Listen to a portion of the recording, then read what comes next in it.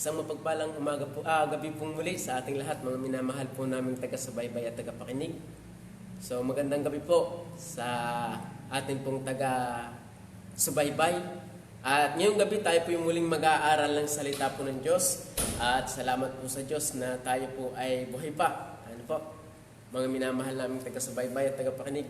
At napakasarap na makinig ng salita po ng Panginoon dahil ito po ang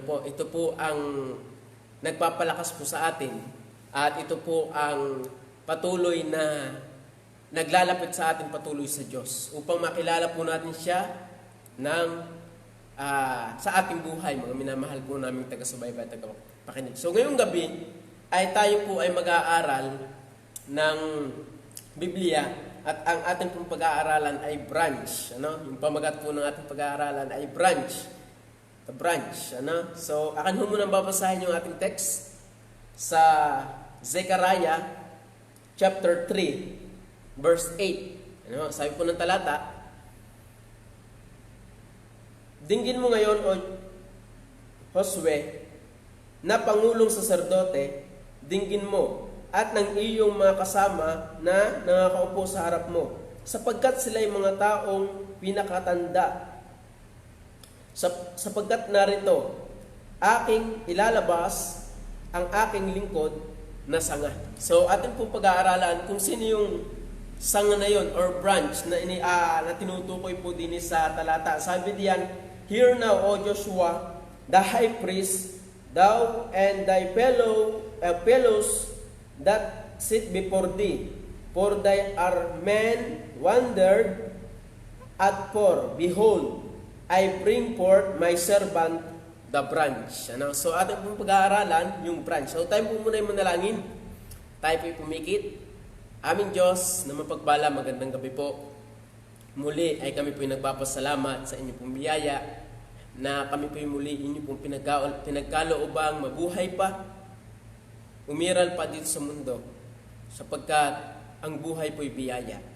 Salamat din po ngayong gabi na kami po ay muling mag-aaral ng inyong pong salita.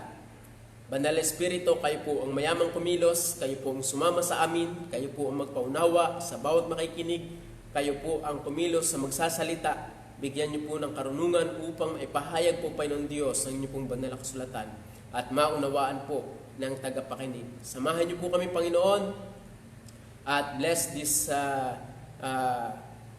pag-uusapan namin, Panginoon Diyos. Nawa po, Panginoon, ay kayo po ang patuloy na magpaunawa, Panginoon. Pagpalain niyo po nawa at ako po inyong abal lingkod, inyo pong gamitin kasangkapan upang may pahayag ang inyong banal na kasulatan na inyo pong pinaaalam sa bawat isa po sa amin. Purihin po kayo. Ang lahat po nito ay amin pong samot dalangin sa pangalan ng Panginoong Jesus. Amen. So ngayong gabi po ay tayo po muli mag-aaral ng branch, Bible. So ngayong gabi, sabi po diyan, who is this branch na tinutukoy sa talata ng Zechariah chapter 3 verse 8. So akan po munang iisa-isahin ang mga talataan kung sino ba yung branch na iyon. Para atin pong malaman at munawaan, para doon sa context nating papasukin, ay makilala natin or may pakilala natin ng ayos kung sino yung branch na iyon. So, akin muna pong bubuksan sa Isaiah chapter 4, verse 2. Sabi po ng talata. Sa Isaiah, chapter 4, verse 2. Ayan. Sabi po dito ng talata. Isaiah chapter 4, verse 2. Sa araw na yaon ay magiging maganda at maluwalhati ang sanga ng Panginoon. Sabi po dito, in that day shall the branch of the Lord be beautiful and glorious. Mamaya ho atin pong makikita kung sino ba yung branch na yun na tinutukoy. Okay, ano pang talata? Sa 11 verse 1 ng Isaiah. Sabi po diyan, at may lalabas na usbong na puno sa puno ni Isay. Yun po ay ama ni David, si Isay. At isang sanga mula sa kanyang mga ugat ay magbubunga. Sabi po diyan, and there shall come forth a rod out of the stem. Yung rod, sino po yung rod na yon? Sabi po doon. Sabi po dito, stem of Jesse, and a branch shall grow out of his roots. No, branch. Ano? Sino kaya yung tinutukoy na branch na yon? At atin po mamayang pag-aaralan, so doon sa mga puntos na atin pong pag-aaralan, yun po, kung sino yung nagpapakita ng branch na yon. Ano po? Okay, ano pang sabi? Sa Isaiah chapter 20, Jeremiah chapter 23 verse 5. Ang sabi po ng Jeremiah chapter 23 verse 5, pong patuloy na inaaral, 23 verse 5, sabi po diyan, narito, ang mga araw ay dumarating, sabi ng Panginoon, na ako'y magbabangon kay David ng matuwid na sanga. Yan. Ano po? Sino kaya yung matuwid na sangang tinutukoy? Ano? Sabi po diyan. At siya ay maghahari na gaya ng hari at gagawang may kapantasan at magsasagawa ng kahatulan at kaganapan sa lupain. So, yan po. Sabi po diyan.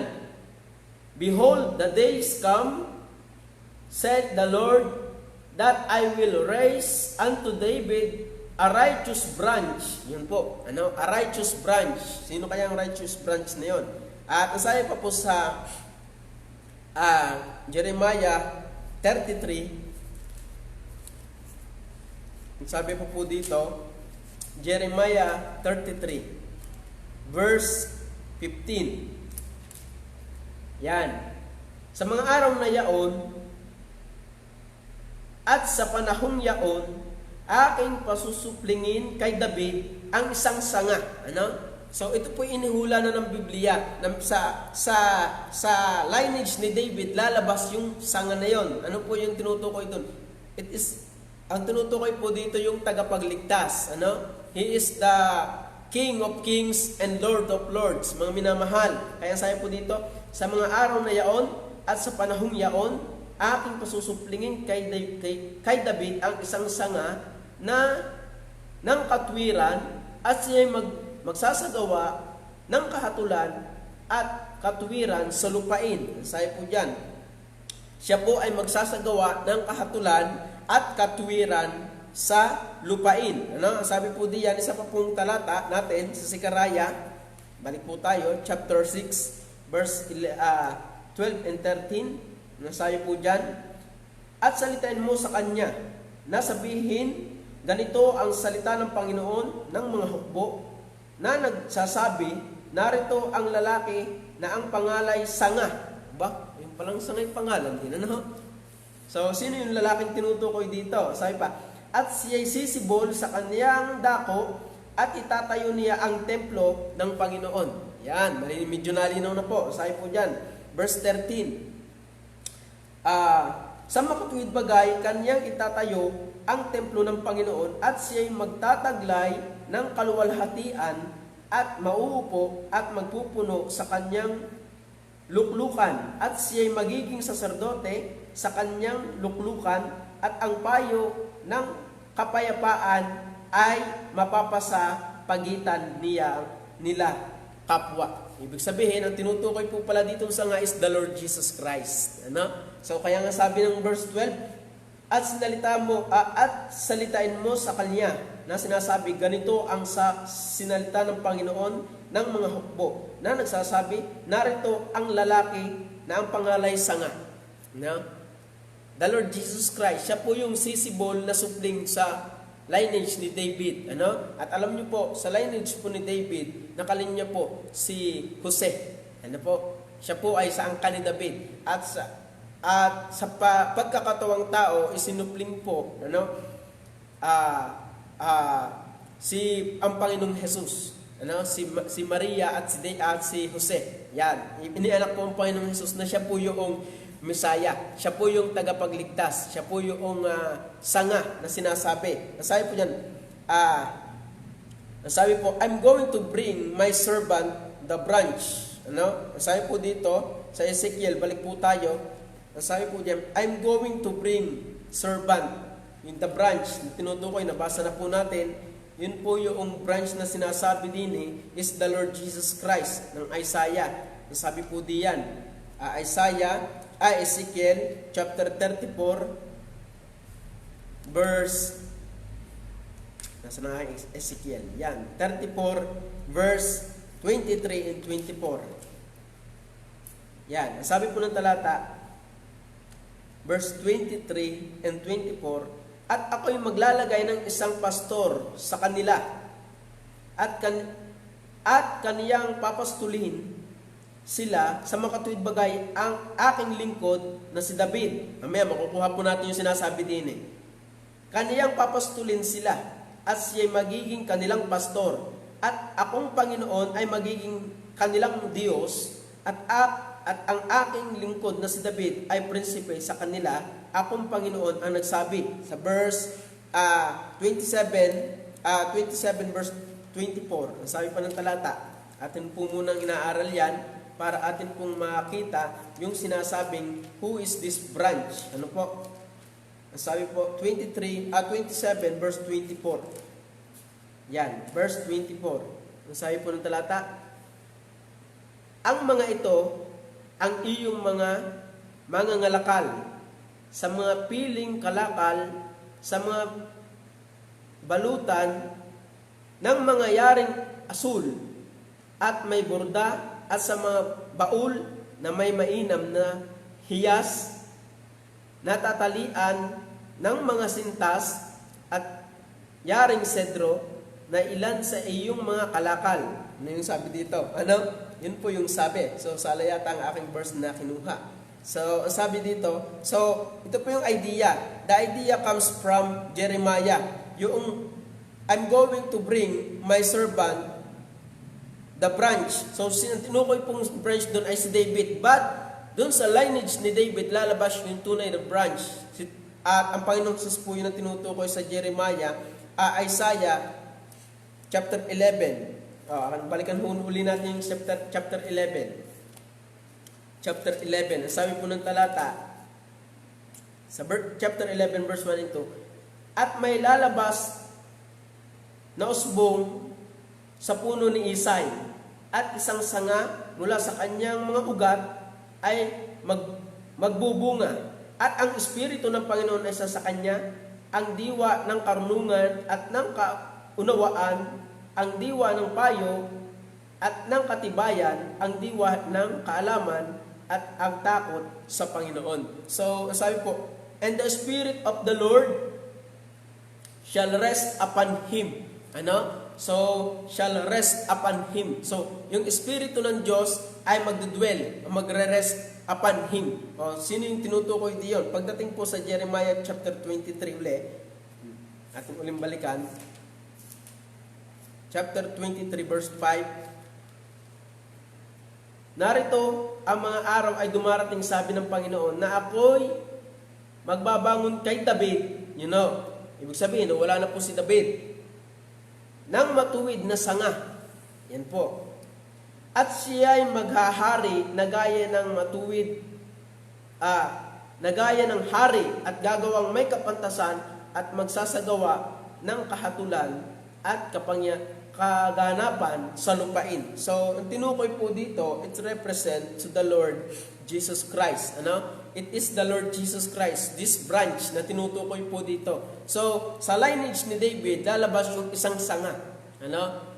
Yung Messiah, yung tagapagligtas, it is the Lord Jesus Christ po, mga minamahal. So, this branch na tinutukoy po ng Biblia sa Zechariah chapter 3 verse 8 is the Lord Jesus Christ. Ano? So, ang ating pong pag-aaralan yan, branch, meron pong tagpo, meron pong ilang tayong kinuha din sa chapter 3 na nagre-represent din in the Lord Jesus Christ. Ano?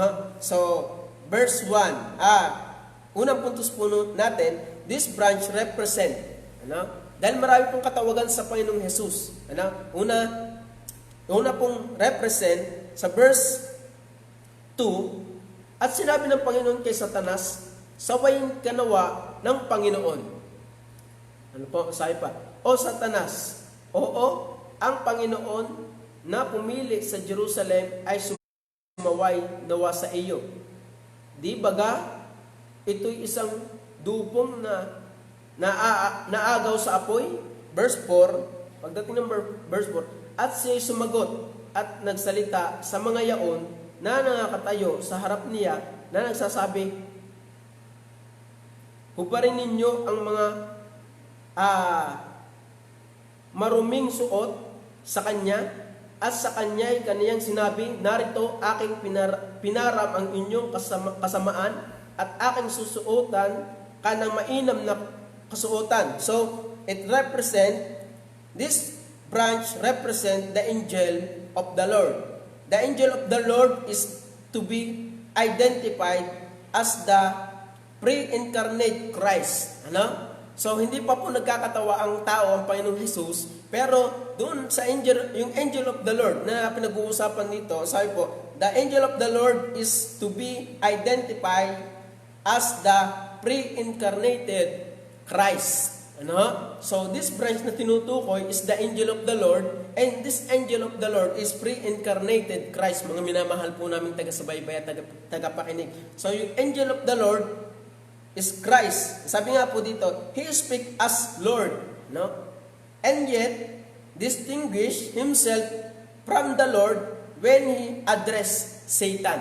Ano? Sabi po ng talata, sabi po, He speaks as Lord. Ano? Siya nagsasalita katulad ng Diyos, pero siya nagpakilala rin, yung kanyang sarili pinakilala rin niyang Diyos.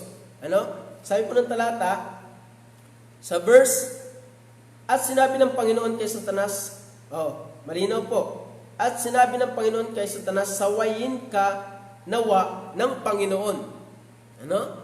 So, sino yung nagsalita na sabi ng angel of the Lord, ano? Kung inyo pong babasahin sa verse 1, makikita nyo po dyan, akan muna ulit babasahin, at ipinakita niya sa akin, so Joshua, na pangulong saserdote na nakatayo sa harap ng anghel ng Panginoon. Ano? Ibig sabihin, silang dalawa'y magkasama. Si Joshua and angel of the Lord. But ang sabi po dito, at sinabi ng Panginoon kay Satanas, sawayin ka nawa ng Panginoon o Satanas, oo, ang Panginoon na pumili sa Israel ay sumasaway nawa sa iyo. Di baga, ito'y isang dupong na naagaw sa apoy. Pagdating ng verse 4, at siya'y sumagot na nagsasabi at nagsalita sa mga yaon na nakatayo sa harap niya, na nagsasabi, hubarin ang mga maruming suot sa kanya, at sa kanya'y kaniyang sinabi, narito aking pinaram ang inyong kasamaan at aking susuotan kayo ka ng mainam na kasuotan. Ibig sabihin, this angel of the Lord manifest, or ang sabi ko, pre-incarnated Christ. Ano? So, ang nag-aalis talaga ng kasalanan or ng papalitan tayo ng bagong kasuotan is the Lord Jesus Christ. Yun po yung God na tinutukoy po dito sa Zechariah chapter 2 and 4. Ang sabi po, this branch represent the angel of the Lord, and this angel of the Lord represent the Lord Jesus Christ, mga minamahal. Ano? So yun po yung unang napag-aralan natin. Kung kayo po yung sumusubaybay doon po sa atin pong online Bible study nung nakaraan, the angel of the Lord. Ano? So this angel of the Lord, isa sa pangalan ng Panginoong Jesus is angel of the Lord. Nung hindi pa po siya nagkakatawang tao, siya po yung nagpapakita na by angel of the Lord, mga minamahal. And this angel of the Lord represent to the Lord Jesus Christ, mga minamahal po naming taga-subaybay at taga-pakinig. Yan sabi po ng talata, at sinabi ng Panginoon kay Satanas, sawayin ka nawa ng Panginoon o Satanas. Ano? So, yung angel nakatabi ni Joshua, ano? Sabi po diyan sa verse 1, at ipinakita niya sa akin si Josue na pangulong saserdote na nakatayo sa harap ng anghel ng Panginoon. Ano? So, yung angel of the Lord na yon, tinutukoy, is represent to the Lord Jesus Christ. Ano? Sabi po dyan, the angel of the Lord is to be identified as pre-incarnate Christ. Ano po mga minamahal? Pre-incarnate Christ is the Lord Jesus Christ po ito. This branch represent the angel of the Lord. And the angel of the Lord is the Lord Jesus Christ Himself, mga minamahal. Kaya, yun po yung tinuturo ng Biblia, this branch natin pong pinag-aaralan, na manggagaling, mga minamahal, sa kay Isai, na yung Isai na yun ay mga anak ng David, at yung sa lineage ni David ay lalabas yung isang sanga, mga minamahal. It is the Lord Jesus Christ. Ano? Yun po yung tinutukoy po ng Zechariah chapter 3 verse 8 na sabi po dito, Hear now, O Joshua, the high priest, thou art my fellows that sit before thee, for thy are men wandered, at for behold, I will bring forth my servant, the branch. Now, is the Lord Jesus Christ, mga minamahal. Ito po ang nagre-represent sa Panginoong Jesus nung hindi pa po siya nagkakatawang tao, the angel of the Lord. Ano? At this branch is the angel of the Lord. Yung tinutukoy po sa branch na ito.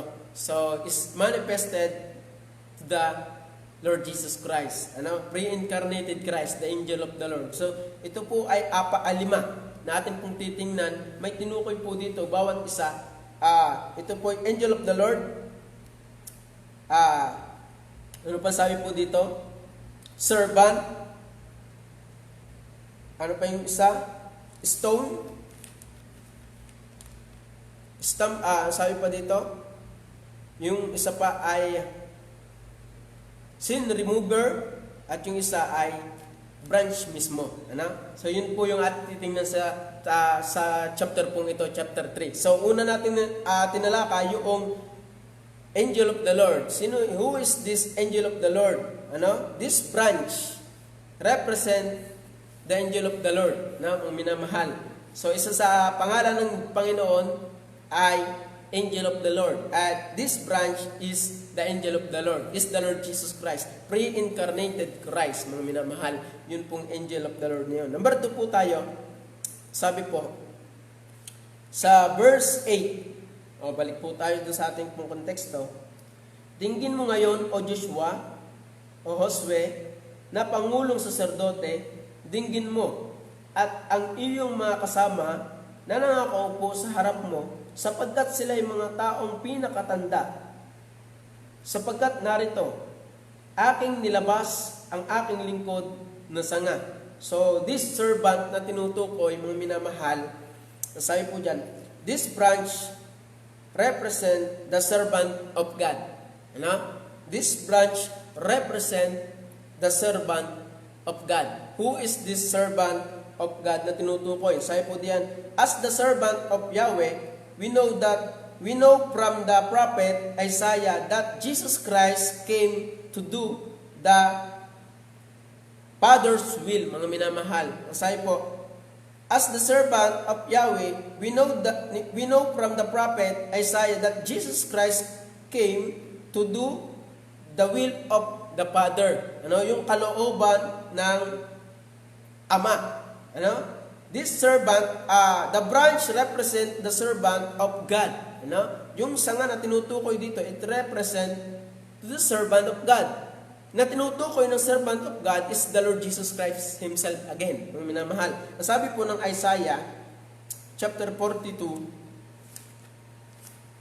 verse 1, nasabi po dyan, narito ang aking lingkod, na aking inalalayan, ang aking hinirang, na kinalulugdan ng aking kaluluwa.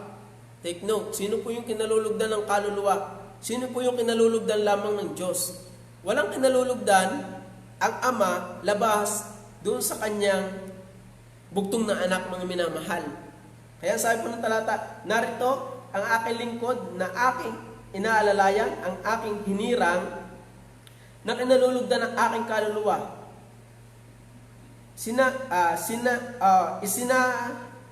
Kanya ko ang aking espiritu. Siya'y maglalapat ng kahatulan sa mga bansa. So, laging, sabi po ng talata, I have put my spirit upon him.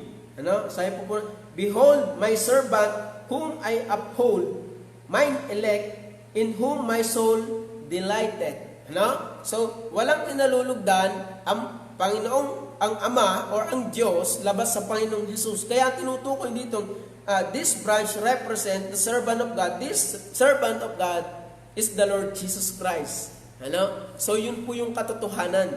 Na this branch na tinutukoy po, yung pong ating pinag-aaralan ngayon na sanga, nalalabas kay Isay, mga minamahal, is the Lord Jesus Christ. Ito po yung sangang ibinigay ng Diyos upang mamuno, mamahala, sa Kanya po ang Espiritu ng Diyos at ang karunungan po isa sa Kanya. Ano? Kung inyo pong mababasa sa For Gospel, nandun po yung mga talatanding cross reference po na yan. Ano pang sabi? Ang sabi po sa Isaiah chapter 49 verse 3 and 4. Sabi po ng talata 3 and 4, at sinabi niya sa akin, ikaw ay aking lingkod. Israel, lingkod. Israel na siyang aking ikaluluwalhati. Ngunit aking sinabi, ako'y gumawa ng walang kabuluhan. Aking ginugol ang aking lakas sa wala at sa walang kabuluhan. Gayon may tunay na ang kahatulan sa akin ay nasa Panginoon at ang kagantihan sa akin ay nasa Diyos. So, nasabi po diyan, Isaiah, that Jesus Christ came to do the Father's will. So, Jesus Christ is the branch na tinutukoy ng talatang yan. Ang sabi po ng Isaiah, parang malayo ang konteksto ng aking kinuhang ito. Isaiah chapter 50, verse 10.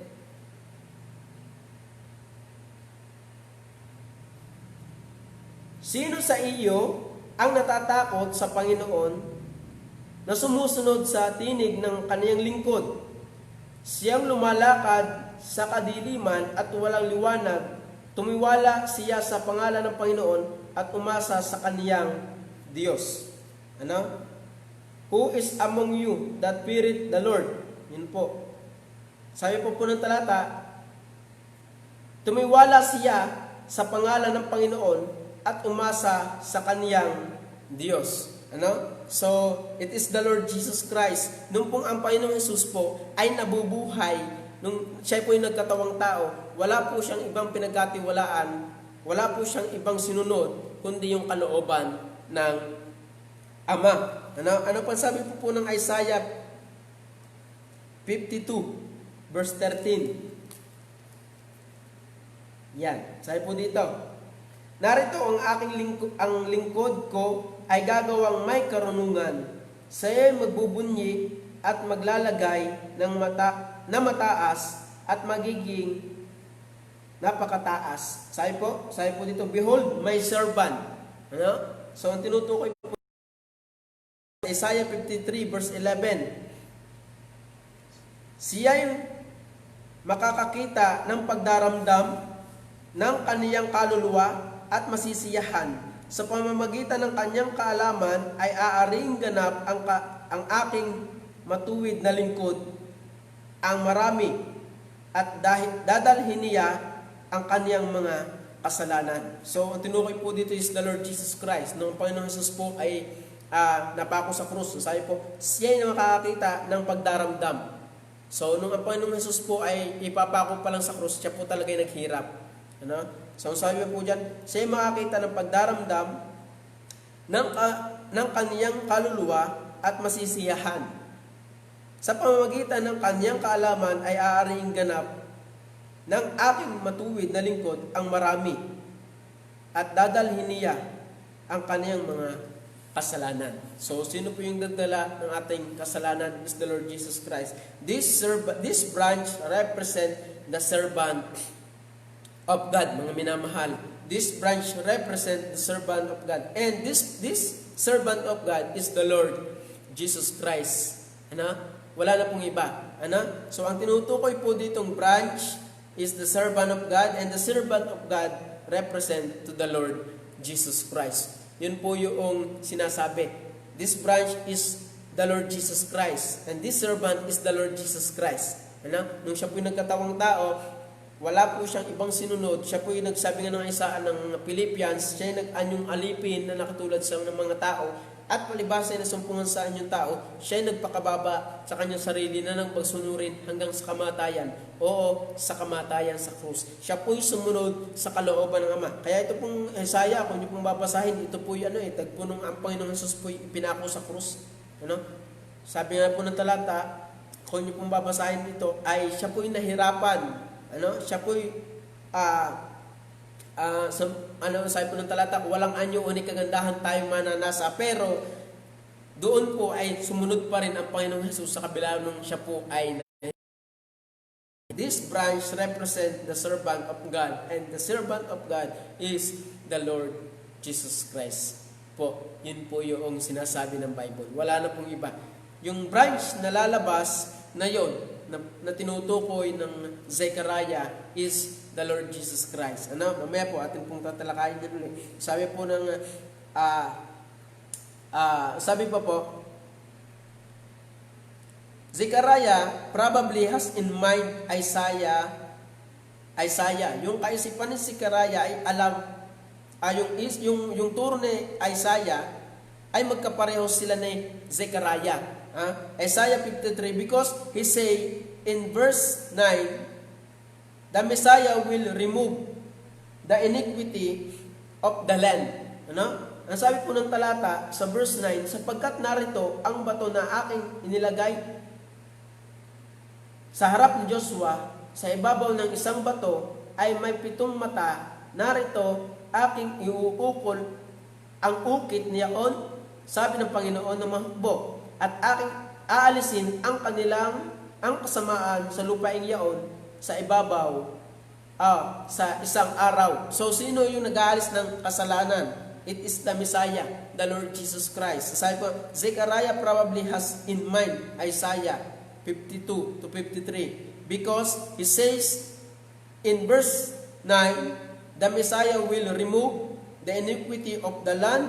He is the Lord's servant because of His willingness and patient and perfect obedience to His Father. Ano? So, yung pala pong tinutukoy din is the Lord Jesus Christ Himself alone. Ano? Yung mag-aalis ng kasalanan, this branch represent the servant of God. Ano? At siya po, sabi nga po ng ating kumbaga ay praise, He is the Lord's servant because of His willingness, patient, and perfect obedience to God. Walang ibang nakasunod ng kalooban ng Diyos, mga minamahal, labas sa Panginoong Jesus. Siya lamang po ang nakasunod yung perfect obedience to the Father. Ano? And this branch is the servant of God, is the Lord Jesus Christ. Ano? So this branch is represent the angel of the Lord, the Jesus Christ represent the Lord Jesus Christ. This branch represent the servant of God. Mga minamahal, siya yung servant na tinutukoy po din sa Isaiah. Ano? Sa Zechariah chapter 3 verse 8. Ano, mga minamahal, yun po yung sabi ng talata. Sabi nga po dito, ng aking kinuha, He is the Lord's servant, siya yung lingkod ng Diyos, because of His willingness and perfect obedience to His Father. Ano? Sabi nga po ng Isaiah chapter 40, ano muna uling babasahin? Isaiah chapter 40 verse 6 to 8. 40 verse 6 to 8. Ang tinig ng isang nagsasabi, ikaw ay dumaing, at sinabi ng isa, ano ang aking idadaing? Lahat ng laman ay damo, at ang buong kagandahan niyaon ay parang bulaklak sa parang. Ang damo ay natutuyo. Tama ba ito? 6 to 8 ng Isaiah chapter 40. Sige, ating ituloy. At ang bulaklak ay nalalanta, sapagkat ang hinga ng Panginoon ay humihihip doon. Tunay na ang bayan ay damo. Verse 8, ang damo ay natutuyo, ang bulaklak ay nalalanta, ngunit ang salita ng Diyos, ng ating Diyos ay mamamalagi magpakailanman. Ano? So, sabi diyan,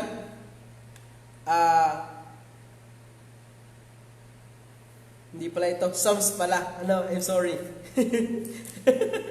Psalms chapter 40. Kala pa Isaiah, sala ang aking muliglig. Ano? Psalms chapter 40 verse 6 to 8. Hain at handog ay hindi mo kinalulugdan. Ang aking pakinig ay iyong binuksan. Handog na susunugin at handog tungkol sa kasalanan ay hindi mo hiningi. Nang magkagayo sinabi ko, narito dumating ako sa balunbon ng aklat ay nakasulat tungkol sa akin.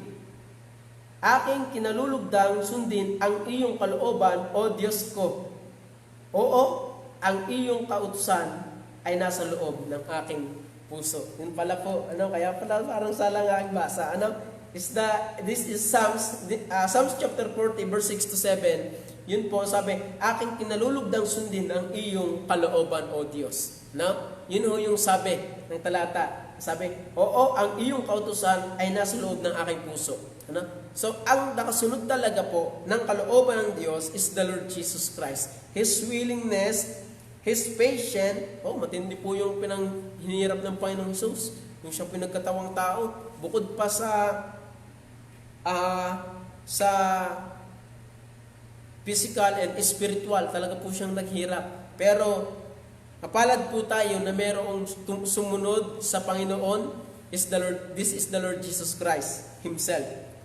So, kaya biyaya po sa atin na mayroong Kristo na kumbagay sumunod sa kalooban ng Ama. Mga minamahal. So, sabi pa ng Isaiah chapter 42, verse 1, siya'y hindi hihiyaw o maglalakas man ng tinig o iparirinig man ang kanyang tinig sa lansangan. O ano idea po nitong Isaiah verse 2? Nung siya po ipinako sa krus, mga minamahal, this servant, dahil sa kanyang pagsunod sa Panginoon, hindi mo lang siya wala man. Sabi ng Isaiah 53, ang sabi po ng talata, anong babasahin? Isaiah 53, siya'y hinamak at ikinakwil ng mga tao, isang taong sa kapanglawan at bihasa sa karamdaman at gaya ng isa na pinagkublihan ng kanilang mukha ng mga tao na siya'y hinamak at hindi natin hinalagahan siya. Tunay na kanyang dinala ang ating mga karamdaman at dinala ang ating mga kapanglawan. Gayon may ating pinalagay siya na hinampas, sinaktan ng Diyos at dinalamhati. Ngunit siya ay nasugatan dahil sa ating mga pagsalangsang. Siya ay nabugbog dahil sa ating mga kasamaan. Ang parusang tungkol sa ating kapayapaan ay nasa Kanya. At sa pamamagitan ng Kanyang mga latay ay nagsigaling tayo. Ano ba ang sabi?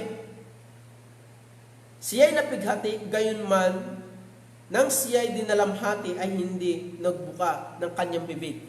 Tingnan niyo po. Ang tinutukoy po dito yung Passion of Christ, yung paghihirap po ng Panginoong Jesus sa krus ng Kalbaryo. Sabi po ng verse 7, siya ay napighati, gayon man, nang siya ay dinalamhati ay hindi nagbuka ng Kanyang bibig. Kaya sabi po ng Isaiah chapter 42 verse 2, siya ay hindi hihiyaw o maglalakas man ng tinig o ipararamdaman ang kanyang tinig sa lansangan. So, sabi po ng talata, nung ang Panginoong Jesus po, nung siya po ay mula nang hulihin, hanggang sa siya ipako sa krus, hindi man lang po siya nagbuka ng kanyang tinig. Sabi po ng talata, siya napighati, gayon man, nang siya dinalamhati ay hindi nagbuka ng kanyang bibig.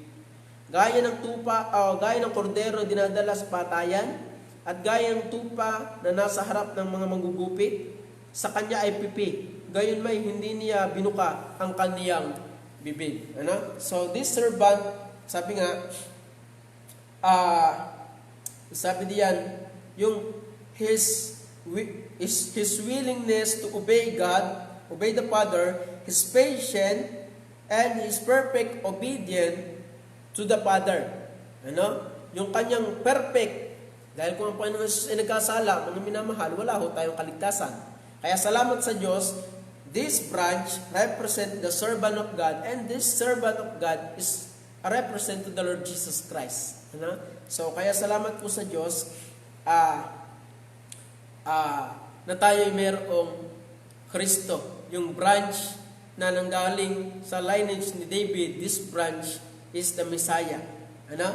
So, kaya biyaya po yun ng Diyos sa atin. So, number 3, this branch is called stone or rock. Ano? Stone or rock. Sabi po dyan ng talata sa verse 9 ng Zechariah, sapagkat narito ang bato, ano? For behold, the stone, ano? Christ is the rock. Tinukoy po si Kristo na stone din. This branch is called stone, mga minamahal. So, yun pong stone na tinutukoy is, this branch is called stone. Ano? So, yung branch na tinutukoy is that stone, and this stone is Jesus Christ Himself, mga minamahal. Sabi nga po, sapagkat narito ang bato na aking inilagay sa harap ni Josue. Ano? So, this stone. Ano? Kaya sabi po ng verse 1, makikita po at ipinakita niya sa akin, Josue, na pangulong saserdote na nakatayo sa harap ng anghel ng Panginoon. Magka-related po. Yung stone, ang sabi po ng verse 9, sapagkat narito ang bato na akin inilagay sa harap ni Josue. This stone, this branch is called the stone or rock. And this stone is the Lord Jesus Christ. Ano? So sabi po ng mga talata, sabi nga po, in Daniel, Jesus Christ is the crushing stone. Ano? Siya po yung crushing stone. Ano? Sabi po dyan, He is also a stone of stumbling block for unbelieving. Ano? Siya po yung, siya din, ang Panginoon Jesus po ay tinukoy din na stone or stumbling block. Ang sabi po ng Roma, chapter 9, verse 31. Atin hong tingnan. Roma chapter 9 verse 31. Romans chapter 9 verse 31. Yan. Sabi po, Roma chapter 9 verse 21.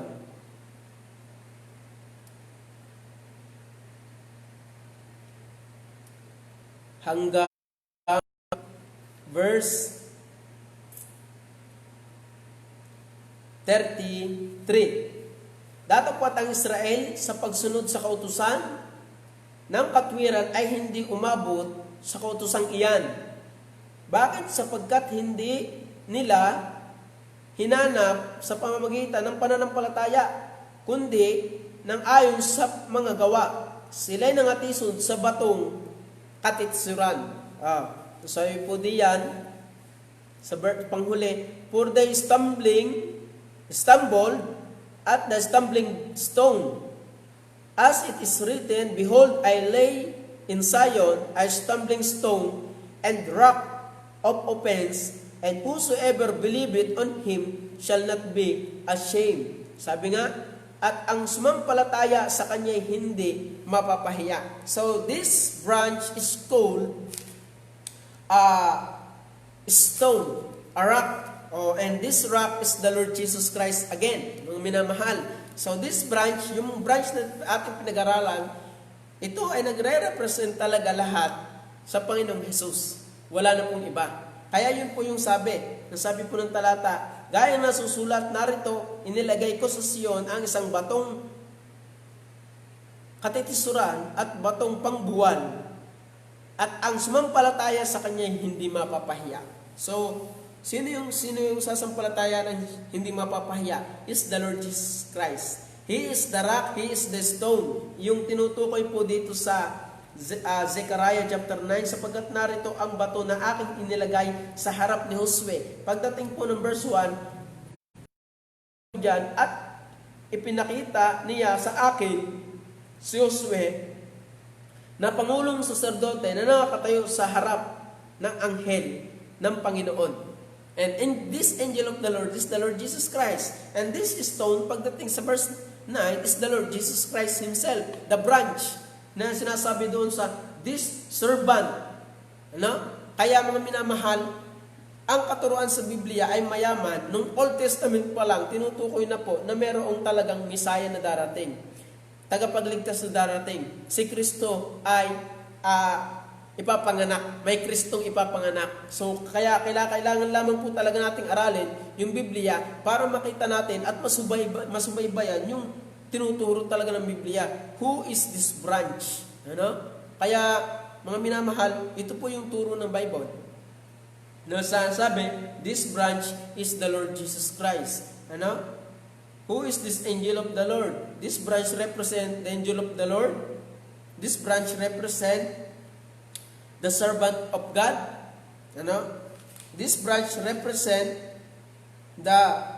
this branch is called stone or rock. Ano? So, yun po yung sinasabi. Ang sabi pa po ng Psalms, chapter 118, mga awit, 118, verse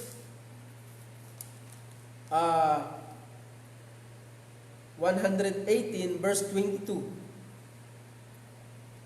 Ang bato na itinakwil ng nagtatayo ng bahay ay naging pangulo sa panulok. Ano? Sabi po diyan, the stone which builders refuse is become the head stone of the corner. Ang Panginoon Jesus din po, tinukoy din po siya ng rock. He is the stone. Ano?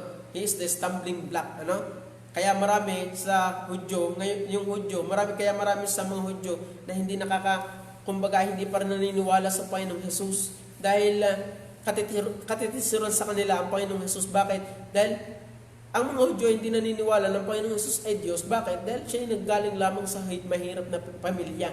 Pero yung Mesaya ay lalabas sa David. Ano? At yung linyada ni David at ni Maria ay nanggaling sa linyada ni David, yung linyada ni Maria at ni Jose. Ano? Kaya doon lumabas yung branch, yung angel of the Lord na tinutukoy, yung servant, ano? Yung stumbling block, the rock or stone. Ano? So kaya yun po yung sinasabi ng talata. So number 4, this branch is the sin remover. Ano? Yung palang branch na yon, yun pala'y mag-aalis ng kasalanan ng sanlibutan. Verse 9 ulit. Sapagkat narito ang bato na aking inilagay sa harap ni Josue.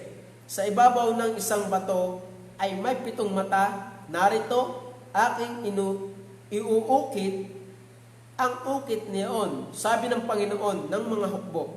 At aking aalisin ang kasamaan ng lupain yaon sa isang araw. So, tunay po, this branch is the sin, remover. Itong branch na ito na tinutukoy, sino yung branch na ito? Is the Lord Jesus Christ. Mga minamahal, siya po ang nag-aalis ng kasalanan ng sanlibutan. Ano? So, yung pagkamatay ng Panginoong Jesus, kung sino man yung taong magsisisi ng kanyang kasalanan at mananampalataya sa Panginoong Jesus, ay mapapawi yung kanyang kasalanan. Maaalis yung kanyang kasalanan. Siya po yung sin remover. This branch is the sin remover. The Lord Jesus Christ. Ano? Kaya nga yung branch na yun is the Lord Jesus Christ Ano? Wala nang iba. Ano? Kaya nga, sabi ng talata na ating binasa kanina sa Zechariah chapter ano ba yun? Kailang Zechariah chapter chapter, diyan, hindi ko na makita. Nasa yung sanga, ang kanyang pangalan, ang sabi doon, basta, ang sabi, nabanggit din natin yun, na ang kanyang pangalan ay sanga, ano? Is the Lord Jesus Christ, ano? Na ang kanyang pangalan ay sanga. Ito po ay ang Panginoong Jesus, ano? Kaya sabi po ng talata, He is the sin remover, ano? This branch is the sin remover. Ito pong branch na ito po yung nag-aalis ng kasalanan ng sanlibutan. Sabi po ng talata, verse 9, Zechariah chapter 3, verse 9, sa bandang pahuli, sabi po din ng talata, at aking aalisin ang kasamaan ng lupaing yaon sa isang araw. Ano? So kaya this branch is the Lord Jesus Christ. The sin, this branch is the Lord. This branch is the sin remover. Ang sabi po ng Hebreo chapter 7 verse 27, 7:27 ng Hebreo. Nasa ng Hebreo ko? 7:27. Na hindi nangangailangan araw-araw na maghandog ng haid na gaya niyaong mga dakilang saserdote, una-una ay patungkol sa kanyang sariling kasalanan at saka patungkol sa mga kasalanan ng bayan, sapagkat ito'y ginawa niyang minsan magpakailanman ng kanyang ihandog ang kanyang sarili. So, sinong naghandog ng kanyang sarili? Ang naghandog po ng kanyang sarili doon sa krus ng Kalbaryo is the Lord Jesus Christ. At siya po ang nag-aalis ng kasalanan, sin remover. John 1:29, narito ang kordero ng Diyos na nag-aalis ng kasalanan ng sanlibutan. Ano? So, ang nag-aalis talaga ng kasalanan ng sanlibutan is the Lord Jesus Christ Himself. Alone. Wala na pong iba. Hindi po mabuting gawa. Ano? Kaya sa hiwa po ng Hebreo, chapter 9, verse 12. Yan. Ang sabi po ng 9:12, at hindi rin naman sa pamamagitan ng dugo ng mga kambing at ng mga bulong baka, kundi sa pamamagitan ng kanyang sariling dugo, ay pumasok na minsan magpakailanman sa dakong banal na kinamtan ang walang hanggang katubusan. So, nakinamtan ang walang hanggang katubusan. So, sabi, the redemption for us. Ano? Yung tayo'y tinubos ng kanyang dugo. Kaya, kung sino man yung mananampalataya sa kanya ay maaalis ang kasalanan. The Lord Jesus Christ. Kaya, ito po yung katotohanan. This branch is sin remover. Ano? And this branch is the Lord Jesus Christ. Ano? Yun po yung katotohanan. Wala na po iba. Verse 10, chapter 10, verse 10, sa kaloobang yaon tayo pinapaging banal sa pamamagitan ng paghahandog ng katawan ni Kristo, minsan magpakailanman. Ito po ay once and for all, na pag kayo nanampalataya, lilinisin kayo sa inyong kasalanan, and one and for all. Once and for all po yun nangyari. Yung ginawa ng Panginoon Jesus sa krus ng Kalbaryo, hindi na niya uulitin. Ano? Yun ay epektibo noon hanggang ngayon ay epektibo. At hanggang sa hinaharap ng minamahal. Siya ang nag-aalis ng kasalanan ng sanlibutan. Hindi po, wala na pong iba. Hindi po mabuting gawa, hindi po binyag, hindi po kumpil, hindi po pitong sakramento, hindi po kumpisal, hindi po baptism, hindi po pag-anib sa relihiyon, the Lord Jesus Christ. Siya, ang sabi po ng talata, sa kaloobang yaon, tayo pinapaging banal. Ano? Ang sabi po dyan, for by which we are sanctified through the offering of the body of Jesus Christ once and for all. So, yung palang nagawa ng Panginoong Jesus dun sa krus ng Kalbaryo, yun pala'y epektibo mula noon hanggang sa hinaharap. Kaya, kapag ikaw, minamahal namin mga bisita, Pag kayo po'y nanampalataya sa Panginoong Jesus ng tunay, nagsisi kayo ng inyong kasalanan, iniwan ninyo inyong kasalanan, nagmakaawa kayo sa Diyos, kinahabagan kayo ng Diyos, nakatiyak kayo ng buhay na walang hanggan, yung pong inyong buhay na yan sa harapan ng Diyos ay banal because of the Lord Jesus Christ. We are, ang sabi po dyan, we are sanctified through the offering of the body of the Lord Jesus Christ once and for all. Once and for all pong inoffered ang katawan ni Kristo, yun po ay mula noon hanggang sa hinaharap.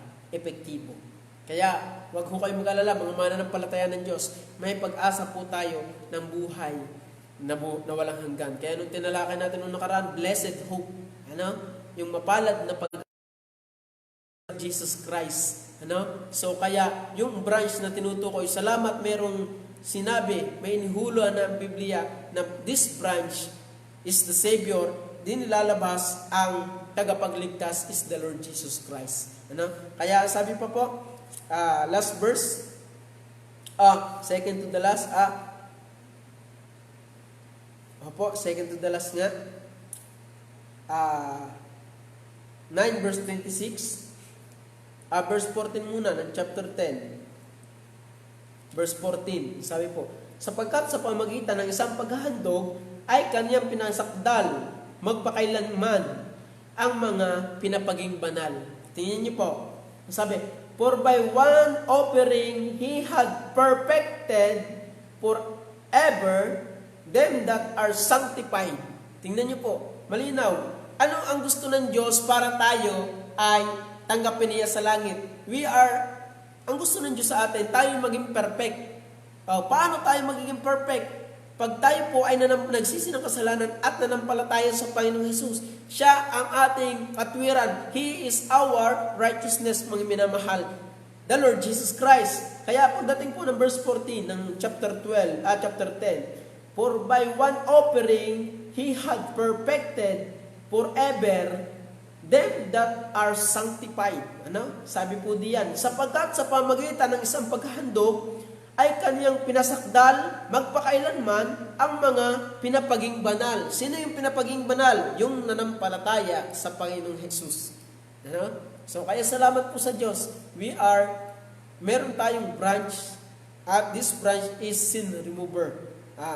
Is the sin remover. Siya ang nag-aalis ng kasalanan ng sanlibutan. At pag ikay nanampalataya sa Kanya, pag ikaw ay nagsisi ng iyong kasalanan, nanampalataya ka sa Kanya, ang sabi po ng talata, perfect in the sight of God because of the Lord Jesus Christ.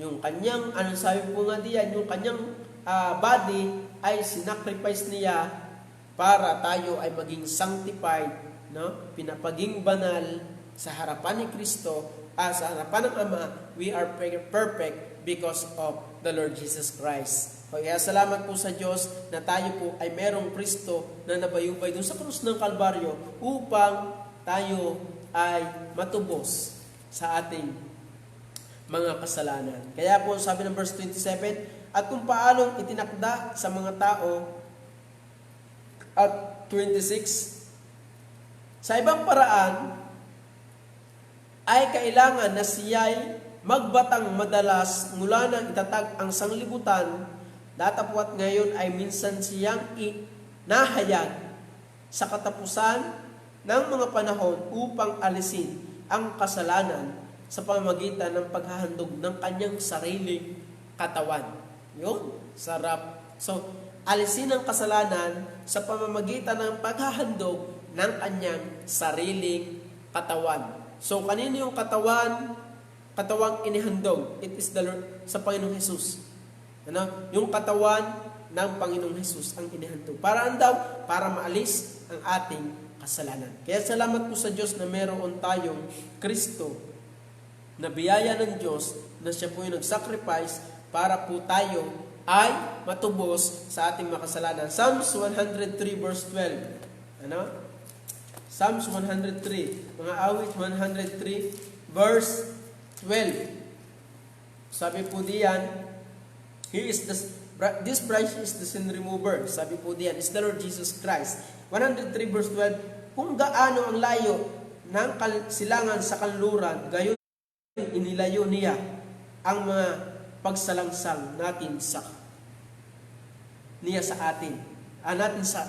Natin sa atin. So, kung gaano ang layo ng silangan sa kanluran, gayon inilayo niya ang mga pagsalangsang natin sa atin. Kung may katapusan po yung silangan at kanluran, kung meron po yung kadugsong, kung makikita ninyo, kung yun ay may dead end, ganun po, kalayo yung kasalanan. Ewan ko lang kung may dead end yung silangan sa kanluran. No? So, ibig sabihin, inalis talaga ng Diyos yung kasalanan natin. Sino nag-alis? The Lord Jesus Christ. Ano? So, ang sabi pa ng Revelation chapter 5 verse 6. Revelation chapter 5 verse 6. Ang sabi pa po dito, 5 verse 6. At sinabi sa akin ng isa sa matanda, huwag kang umiyak, narito ang leon, sa angkan ni Huda, ang ugat ni David, ay magtatagumpay upang magbukas ng aklat at ng 7 tatak nito. So, 5 verse 6. Verse 6. At nakita ko sa gitna ng luklukan ng 4 na nilalang na buhay, at sa gitna ng matanda, ang isang kordero na nakatayo, na wari ay pinatay, na may 7 sungay at 7 mata, na siyang 7 espiritu ng Diyos na sinugo sa buong lupa. So, sino yung kordero ng Diyos? Tinutukoy po dito is the Lord Jesus Christ again, mga minamahal. Kaya, salamat sa Diyos na si Kristo ay nagbata para tayo ay mailigtas sa ating mga kasalanan. Kaya salamat po sa Diyos. This branch is the sin remover, and this branch is the Lord Jesus Christ. So this branch represents the angel of the Lord. Who is this angel of the Lord? The Lord is the Lord Jesus Christ. This branch represents the servant of God. Dito po sa ating pong chapter na kinuha, this servant of God is the Lord Jesus Christ. Ano? This branch is called stone or rock. Ano? This rock is the Lord Jesus Christ. And this branch is the sin remover. So, yung branch na tinutukoy ay kumbaga isa sa pangalan din ng Diyos. At yung mga angel of the Lord, servant, stone, and sin remover, yun po ay mga katangian din ng Diyos na siya po yung gumawa. Ano? Kaya sabi po ng talata, this branch is the sin remover, is the Lord Jesus Christ. Kaya salamat po sa Diyos na si Kristo po. Ano? Si Kristo po ay nagbata at gumawa lahat ng ating mga kailangan. Siya naman po ang gumawa lahat. Before the foundation, meron ng plano ng Diyos na susuguin niya yung kanyang buktong na anak para tayo ay maligtas. Kaya salamat po sa Diyos na siya po ay naparito, nagkatawang tao para tayo ay sagipin sa ating mga kasalanan. Siya po yung branch na tinutukoy doon sa ating po pinag-aralan. So, tayo po lahat muna yung manalangin. Nihingin ko po ang lahat, tayo ay pumikit muna. Tayo manalangin. Aming Diyos, purihin po kayo. Salamat po sa mga katotohanan namin po na pag-aralan. Tunay na ang Biblia po yung mayaman sa inyo pong mga sa inyo pong mga katotohanan na inyo pong pinaabot sa amin. Katulad po ng aming pinag-aaralan, yung palang branch na tinutukoy ay walang iba, none other but the Lord Jesus Christ. Kaya salamat po sa Diyos na si Kristo ay nagbata ng hindi niya kasalanan kundi ng aming kasalanan. Kaya po salamat sa Panginoong Jesus na namatay doon sa krus ng Kalbaryo upang pagbayaran ang hindi niya kasalanan kundi ang amin pong mga kasalanan. Pagpalain niyo po nawa ang bawat nakapakinig pa ng Diyos, nawa po Panginoon ay inyo po silang inabot sa mga katotohanan na aming napag-aralan, lalong-lalo na po sa mga minamahal naming bisita at taga-subaybay. Salamat po at pagpalain niyo po muli nawa ng aming pamamahinga ngayong gabi. Nawa o Diyos, ingatan niyo po kami muli At nawa o Diyos ay patuloy niyo po kaming gabayan. Salamat po. At ang lahat po nito ay aming samot dalangin sa pangalan ng Panginoong Jesus. Amen. So, bukas po ulit, mga minamahal po namin taga-subaybay at taga-pakinig. Meron po ulit tayong pag-aaral ng salita po bukas. Kayo po muling aming inaanyayahan para po sumubaybay sa ating pong online Bible study. Maraming salamat po at God bless po sa inyong lahat. Magandang gabi po.